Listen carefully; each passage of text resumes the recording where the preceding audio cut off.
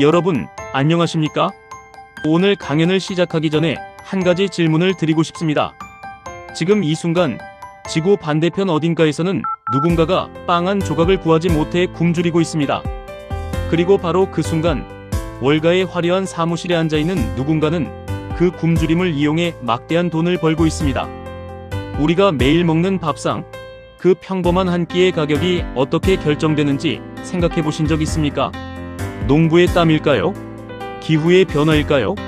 네, 물론 그렇습니다. 하지만 오늘 저는 여러분께 그보다 더 거대하고 더 보이지 않는 힘에 대해 이야기하려 합니다. 오늘의 주제는 원자재와 파생상품, 그리고 식량위기입니다. 저는 오늘 여러분과 함께 아주 불편한 진실을 마주하고자 합니다. 왜 식량 가격은 미친 듯이 오르는가? 그 배후에는 과연 누가 있는가? 그리고 이 거대한 금융자본의 흐름 속에서 우리는 과연 무엇을 할 수 있는가? 오늘 이 시간이 끝날 때쯤 여러분은 마트에서 집어드는 빵 봉지 하나를 예전과 같은 눈으로 보지 못하게 될 것입니다. 준비되셨습니까? 그럼 시작해 보겠습니다. 숫자는 거짓말을 하지 않습니다. 하지만 때로는 너무나 끔찍해서 거짓말이기를 바라게 됩니다. 화면의 숫자들을 보십시오. 6억 7,300만 명. 2024년 기준 전 세계에서 기아 상태에 놓인 사람들의 숫자입니다. 전체 인구의 8%가 넘습니다. 대한민국 인구의 13배가 넘는 사람들이 오늘 밤 배고픔 속에 잠이 듭니다. 그런데 바로 그 옆에 있는 숫자를 보십시오. 846조 달러. 이것은 2025년 6월 기준 전 세계 장외 파생상품 시장의 잔액입니다. 감이 잘 안 오시죠? 전 세계 모든 국가의 GDP를 다 합친 것보다 몇 배나 더 큰 실체가 없는 가상의 돈이 금융시장을 떠돌고 있다는 뜻입니다. 이 두 숫자 사이에는 명백한 인과관계가 있습니다. 2022년 러시아가 우크라이나를 침공했을 때 전 세계는 식량 위기를 걱정했습니다. 밀 가격이 40%나 폭등했죠. 사람들은 빵을 사지 못해 아우성을 쳤습니다. 그런데 그해 1분기 상위 10개 헤지펀드는 곡물 투기로만 무려 19억 달러, 우리 돈으로 약 2조 5천억 원을 벌어들였습니다. 누군가의 재앙이 누군가에게는 역대급 수익 기회였던 것입니다. 이제 또다시 트럼프가 중동에서 전쟁을 일으켜 막대한 수익을 올리고 있습니다. 이것이 오늘날 우리가 살고 있는 금융 자본주의의 민낯입니다. 이 비극은 어제 오늘의 일이 아닙니다. 시계를 조금 뒤로 돌려보겠습니다. 2008년을 기억하십니까? 대부분은 리먼 브라더스 사태와 금융 위기를 떠올리실 겁니다. 하지만 같은 시기 IT에서는 사람들이 진흙에 소금과 버터를 섞어 만든 진흙 쿠키를 먹어야 했습니다. 이집트, 방글라데시, 멕시코, 전 세계 22개국에서 식량 폭동이 일어났습니다. 기록상 최초로 기아 인구가 10억 명을 돌파했던 해, 바로 2008년입니다. 당시 UN 세계 식량 계획의 수장 조제 실언은 경고했습니다. 이것은 단순한 가격 상승이 아니라 생존의 문제입니다. 라고요. 그리고 2011년 아랍의 봄이 터졌습니다. 독재 타도를 외쳤지만 그 시발점은 튀니지의 빵값 폭등이었습니다. 당시 저널리스트 프레더릭 호프먼은 골드만삭스는 어떻게 식량 위기를 유발했는가라는 기사에서 월가의 투기 자금이 어떻게 전 세계의 밥상을 뒤흔들었는지 폭로했습니다. 그로부터 10년이 지났습니다. 세상은 나아졌을까요? 아닙니다. 더 심각해졌습니다. 과거에는 금융위기가 오면 실물 경제가 망가지는 순서였지만 지금은 금융자본이 먼저 식량시장을 덮칩니다. 2022년 우크라이나 전쟁은 그 불길에 기름을 부은 격이었습니다. 2026년에 벌어지고 있는 이란과 미국의 전쟁은 더 끔찍할 수 있습니다. 과거와 현재의 가장 큰 차이점은 무엇일까요? 투기 자본의 규모가 비교할 수 없을 정도로 거대해졌다는 점입니다. 이제 식량 시장은 농부들의 밭이 아니라 트레이더들의 모니터 속에서 움직입니다. 도대체 어떻게 식량이 금융상품이 되었을까요? 원래 선물 거래는 농부를 위한 것이었습니다. 가을에 쌀값이 떨어질까 걱정되는 농부가 미리 가격을 정해서 파는 것, 그것이 해지, 즉 울타리를 치는 행위였습니다. 그런데 2000년대 이후 이 시장에 이상한 손님들이 들어옵니다.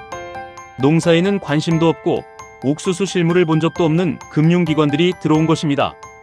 그들에게 옥수수는 먹는 것이 아니라 주식이나 채권처럼 사고 파는 자산 클래스일 뿐이었습니다. 이 그래프를 보십시오. OTC 파생상품 시장 규모가 699조 달러에서 순식간에 846조 달러로 뜁니다.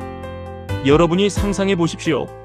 2022년 우크라이나의 밀밭이 폭격으로 불타고 있을 때 시카고 상품거래소의 전광판은 붉게 물들었습니다.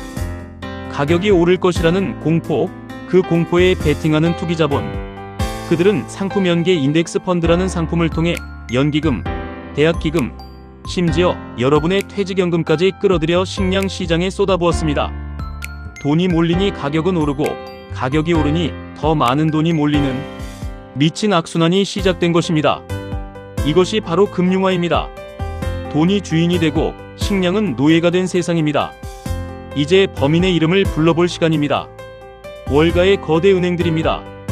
그 중에서도 가장 악명 높은 두 가지 사건을 소개하겠습니다. 첫 번째, 골드만삭스와 알루미늄 사재기 사건입니다. 마치 추리소설 같습니다. 2011년 골드만삭스는 창고를 통째로 사들여 알루미늄을 쌓아둡니다.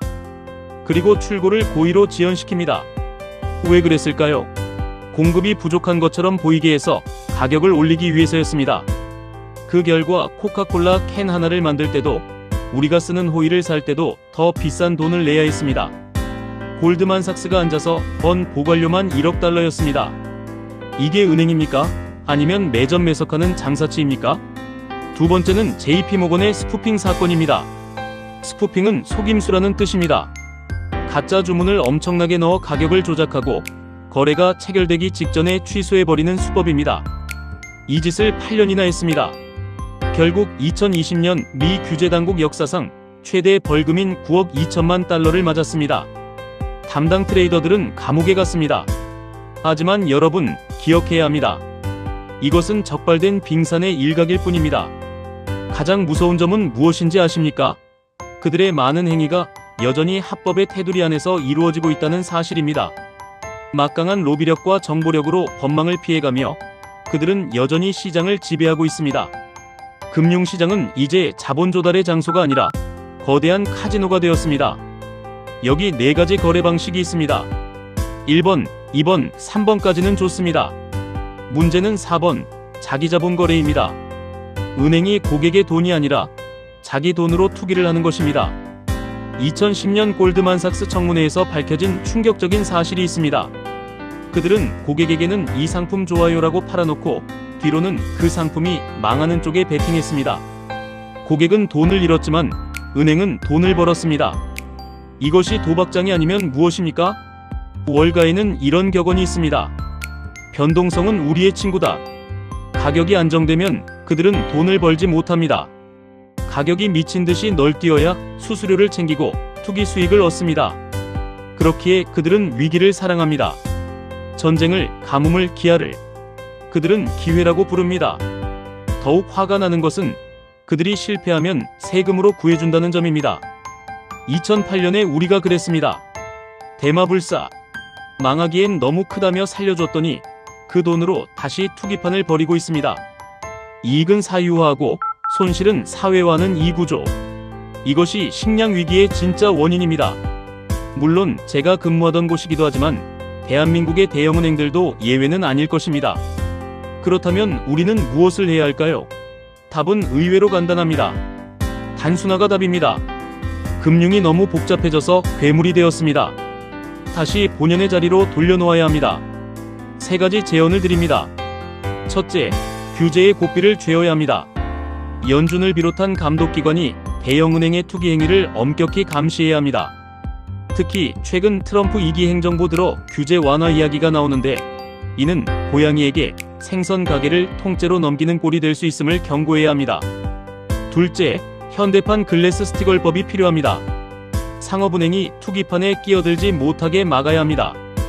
은행은 대출을 해주는 곳이지 알루미늄을 사재기하는 곳이 되어서는 안 됩니다. 셋째, 국제적인 공조입니다. 식량은 인권입니다. 투기꾼들이 식량을 가지고 장난치지 못하도록 글로벌 차원의 포지션 제한을 두어야 합니다. 오늘 강연을 마치며 여러분께 다시 묻고 싶습니다. 우리가 먹는 밥 한 공기의 가격이 지구 반대편 아이들의 생사가 월가의 모니터 속 깜빡이는 숫자에 의해 결정되는 세상. 이것이 과연 옳은 세상입니까? 우리는 바꿀 수 있습니다. 금융이 인간을 위해 복무하도록 탐욕이 아닌 상식이 지배하는 시장을 만들어야 합니다. 그 변화의 시작은 오늘 이 불편한 진실을 마주한 여러분의 관심에서 시작될 것입니다. 경청해 주셔서 감사합니다.